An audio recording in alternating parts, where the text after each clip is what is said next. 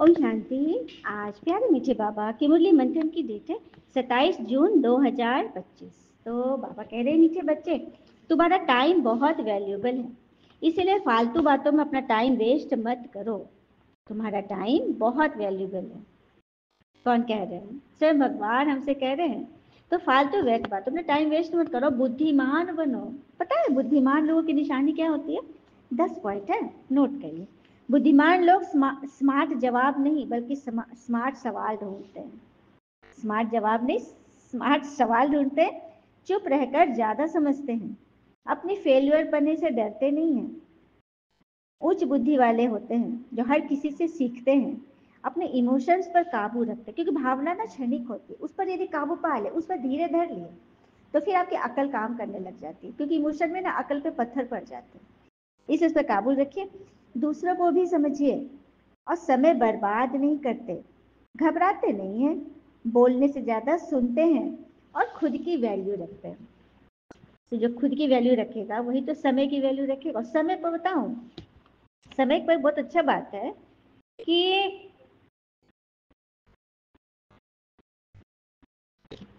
हम परिवर्तन के लिए सोचते हैं, हाँ युग परिवर्तन होगा, समय परिवर्तन होगा, लेकिन अपने आप को नहीं बदलते। जबकि हमारा आंतरिक बदलाव ही हमारे आसपास की दुनिया में बड़ा परिवर्तन लाएगा। जब हम बदलेंगे ना, तभी जग बदलेगा। तो अपना टाइम वेस्ट करना बंद करो, तो आपके बच्चे, आपके परिवार सभी टाइम वेस्ट करना बंद कर देंगे। आया समझ में? प्रश्न है, मनुष्य देवता बनने के लिए बाबा की कौन सी श्रीमत मिली हुई है? मनुष्य देवता बनने के लिए भगवान की कौन सी श्रीमत मिली है? उत्तर, बच्चे तुम जबकि मनुष्य देवता बनते हो तो कोई आसुरी स्वभाव तो नहीं होना चाहिए। आसुरी स्वभाव अर्थात, सुंदर सुंदर बात बताऊं, जैसे खुद की बेटी जीवन में दुख पाए, समझिएगा, खुद की बेटी जीवन में दुख पाए तो किसी की बुरी नजर लग गई, और दूसरे की बेटी के जीवन में दुख आए, अरे इसने बुरी किस्मत लिखवा के लाई है, ये क्या है? क्या ये आसुरी स्वभाव नहीं है?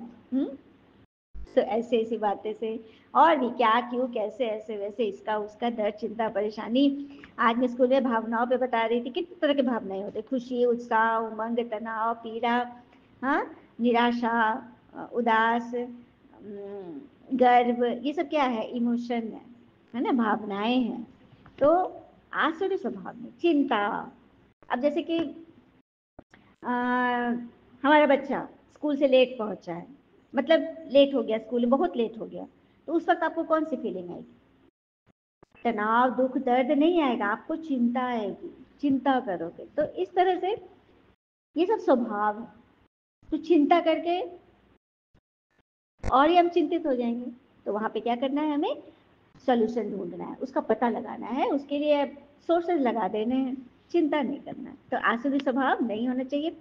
कोई पर क्रोध नहीं करना है। कोई में भी सबसे पहले है खुद पर क्रोध, अपने आप। माचिस क्रोध करती है, मतलब माचिस जलती है, तो किसका मुंह झुलसता है? खुद ही का ना, सबसे पहले अपना ही झुलसता है। तो नहीं करना है। किसी को फिर दुख भी नहीं देना है, स्वयं से शुरुआत करनी है।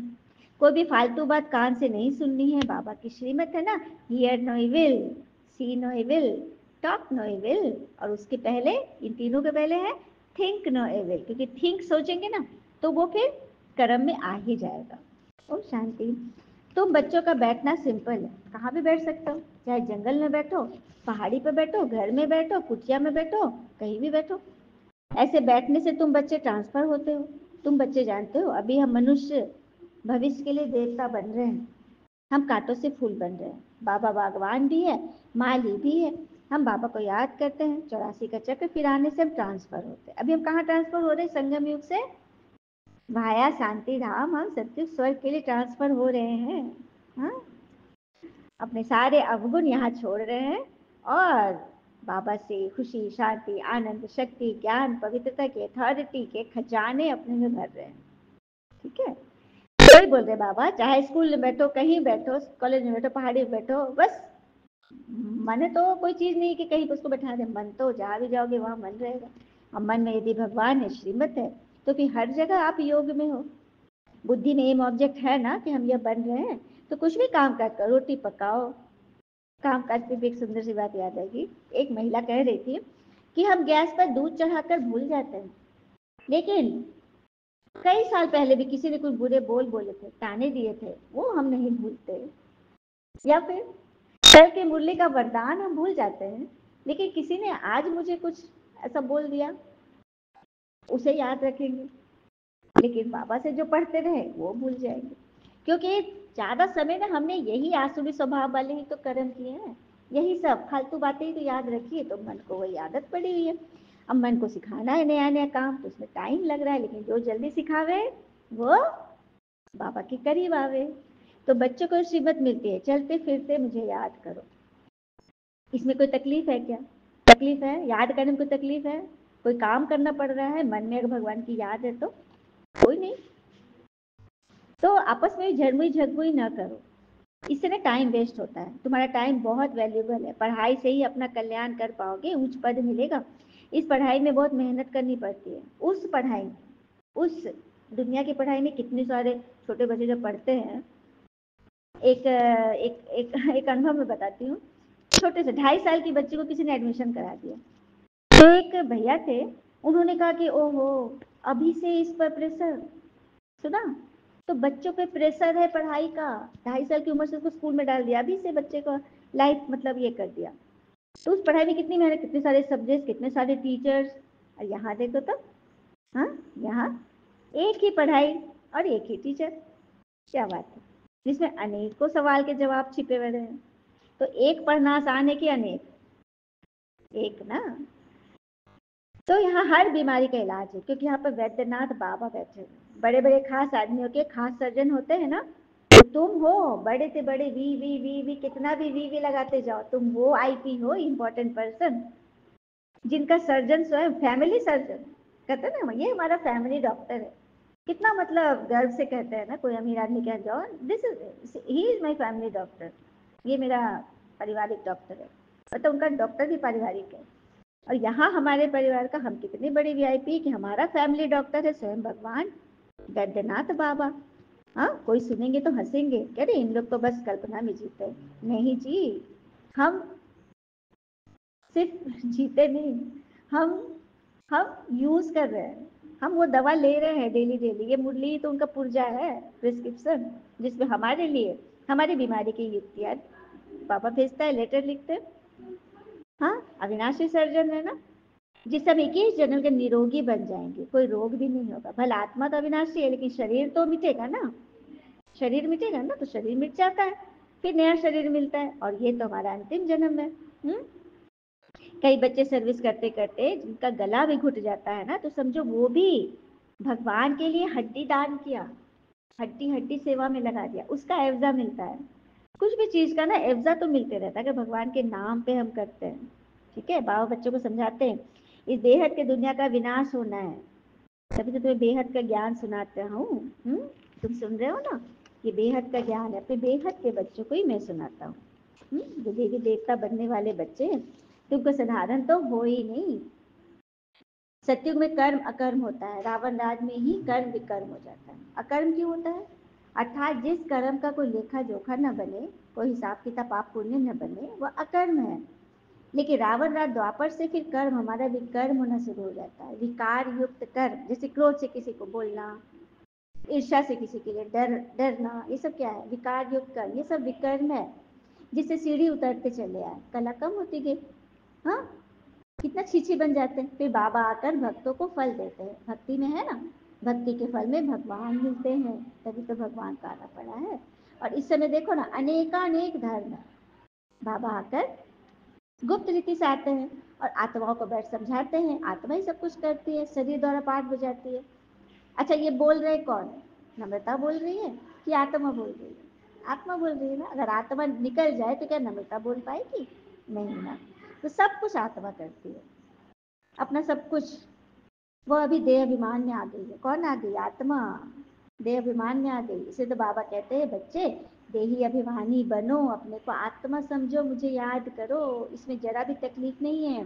बाबा जब गुप्त रूप से आते हैं तो तुम बच्चों को गुप्त दान में विश्व की बादशाही दे देते हैं, तुम्हारा सब गुप्त है।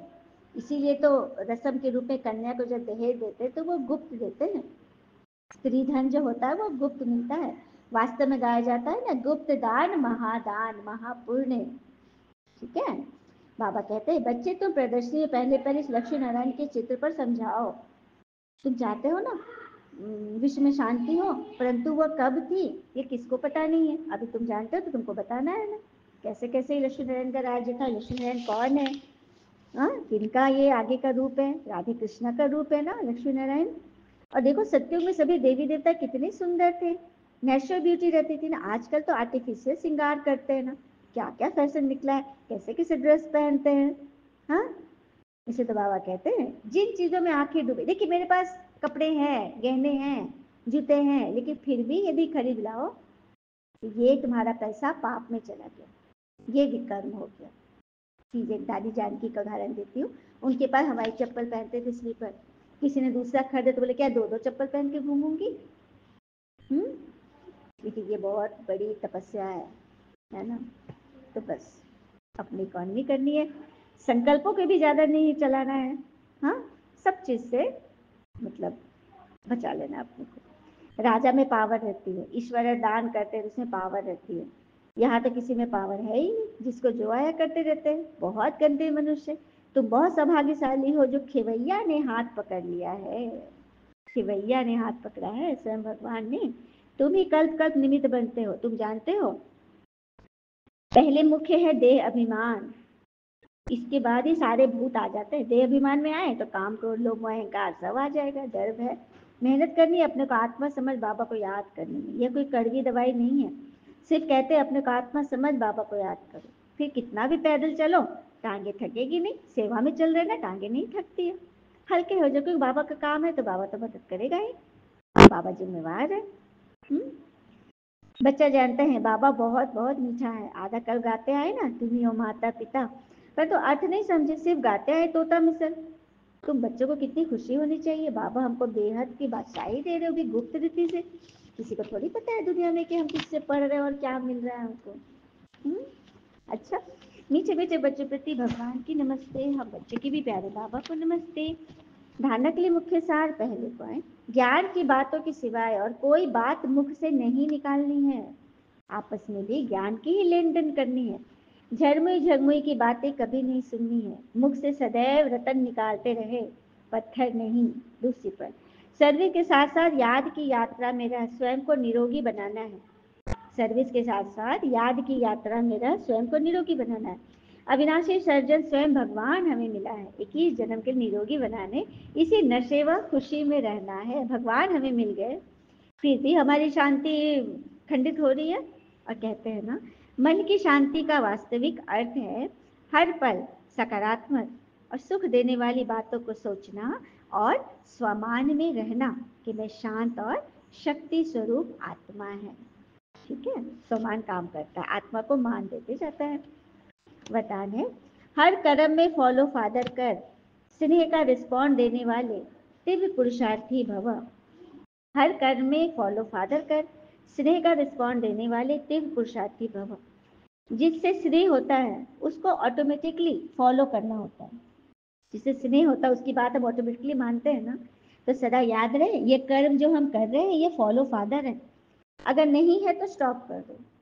बाबा को कॉपी करते समान पिता समान बनो। कॉपी करने के लिए जैसे कार्बन पेपर डालते हैं ना, वैसे अटेंशन का पेपर डालो तो कॉपी हो जाएगा। कैसे कॉपी करेंगे ब्रह्मा पिता को?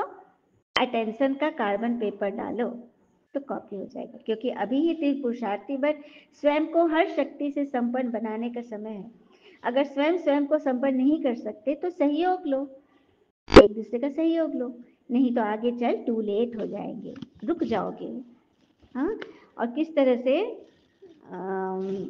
हमारा जो घमंड है वो कैसे घटेगा और किस तरह से हमें रास्ता मिलेगी, एक कथा से समझती हूँ। गोवर्धन पर्वत को लेकर धार्मिक मान्यता है कि यह पर्वत हर रोज तिल भर घटता जाता है। यह केवल मान्यता नहीं बल्कि विशेषज्ञों ने पता लगाया कि 5000 साल पहले गोवर्धन पर्वत कई हजार मीटर ऊंचा हुआ करता था और अब यह पर्वत घटकर 30 मीटर ही रह गया है। सुना? बड़ा अजीब रहस्य। इसकी एक रोचक कहानी है कि गोवर्धन पर्वत के हर रोज घटने का कारण ऋषि पुलत्स्य का श्राप है। पुलसत्य का श्राप है। कथा के अनुसार एक बार ऋषि पुलसत्य गिरिराज पर्वत के पास से गुजर रहे थे, तभी उनको इसकी खूबसूरती इतनी पसंद आई पर्वत की कि वे मंत्रमुग्ध हो गए। ऋषि पुलस्त्य ने द्रोणांचल पर्वत से निवेदन किया कि मैं काशी में रहता हूँ, आप अपने पुत्र गोवर्धन को मुझे दे दीजिए, मैं उसको काशी में स्थापित करूंगा, वही पूजा करूंगा। पिता द्रोणांचल पुत्र गोवर्धन के विछोह से दुखी हुए। गोवर्धन ने कहा कि हे महात्मा, मैं आपके साथ चलूंगा, लेकिन मेरी एक शर्त है। शर्त यह है कि आप मुझे सबसे पहले जहां भी रख देंगे, मैं वहीं स्थापित हो जाऊंगा। तो ऋषि ने गोवर्धन की बात मान ली। गोवर्धन ने ऋषि से कहा कि मैं 2 योजन ऊंचा और 5 योजन चौड़ा हूँ। गोवर्धन ने क्या कहा? मैं 2 योजन ऊंचा और 5 योजन चौड़ा हूँ, आप मुझे काशी लेकर कैसे जाएंगे? तब ऋषि ने कहा, मैं अपने तपोबल के माध्यम से तुमको अपनी हथेली पर उठा कर ले जाऊंगा। ऋषि पर्वत उठाए चलने लगे। रास्ते में ब्रज आया।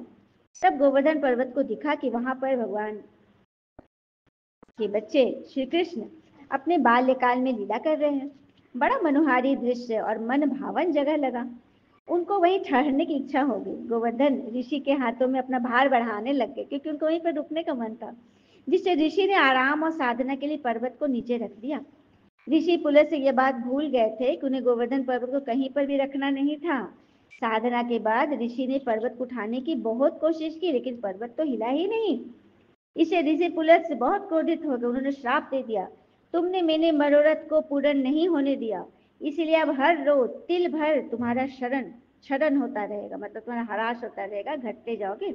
माना जाता है उसी समय से गिरिराज पर्वत हर रोज घट रहे हैं और कलयुग के अंत तक पूरी तरह विलीन हो जाएंगे। तो ये है आपको माइथोलॉजिकल फैक्ट। ठीक है, इस तरह से अभिमान करने से या फिर किसी की बात नहीं रखने से हम तिल तिल भर घटते चले जाते हैं। संतुष्ट स्लोगन है, संतुष्टता का फल प्रसन्नता है और प्रसन्नचित्त बनने के लिए सारे प्रश्न समाप्त हो जाने चाहिए। संतुष्टता का फल प्रसन्नता है और प्रसन्नचित्त वही बनेंगे जिनके कोई भी प्रश्न उनके तर्कस में नहीं होने चाहिए। अब व्यक्ति इशारे है अंतर्मुखी बनने की। किसी कमजोर आत्मा की कमजोरी न देखो, यह स्मृति में रहे कि वैरायटी आत्माएं हैं, सबके प्रति आत्मिक दृष्टि रहे। आत्मा के रूप में उनको स्मृति में लाने से पावर दे सकेंगे। आत्मा बोल रही है, आत्मा के ये संस्कार है, यह पाठ पक्का करो तो सबके प्रति स्वतः शुभ भावना रहे। शुभ भावना पे बोला ना, मन की शांति उसी को मिलेगी जो सदैव हर एक के प्रति शुभ भावना शुभ कामना में रहेंगे। और एक जाते जाते एक सुंदर सी बात, अगर आपके घर में 3 वक्त का भोजन बन रहा है, आपके घर में 3 वक्त का भोजन बन रहा है, मेहमान वहां से भूखा नहीं जा रहे हैं और औलाद को भी अच्छी संस्कार व शिक्षा मिल रही है, तो आप सबसे अमीर हो, सबसे अमीर हो। ऐसे धनवान बच्चों के लिए बाबा आए हैं और बाबा उन्हें और मालदार बना रहे, सत्यु की स्वर्ग ले जा रहे, जहाँ हीरे जवाहर के हमारे महल होंगे। अच्छा, ओम शांति। शुक्रिया बाबा, शुक्रिया बाबा के प्यारे प्यारे बच्चे। जानते ये बोलते बोलते मेरे खुशी की एकदम लहरें फूटने लगती कि कितना खुशी भगवान हमें दे रहे हैं, है ना। ओम शांति बाबा, ओम शांति।